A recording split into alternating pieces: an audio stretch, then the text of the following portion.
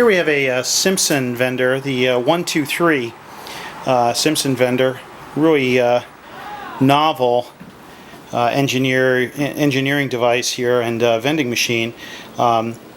Basically, the principle, as the top marquee says, you get 6 gumballs for 3 cents. And you don't actually know when you go up to the machine what cycle you're in, whether you're going to get 1 gumball for 1 penny, or 2 gumballs for 1 penny, or 3 gumballs for 1 penny. But presumably, most people would cycle it through with 3 cents and get 6 gumballs. So most of the time, you'd go up and start with just 1. So a very simple machine in operation.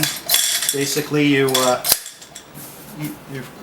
no gumballs coming out now, of course, a little residue, but no gumballs coming out. We insert our penny, and we twist. And we got 1 white gumball, and that was it. We'll do it again for our second penny, and we got our pink gumball, and oh, we got another pink gumball. What do you know? That's for our second penny. Now, if we put in our third penny,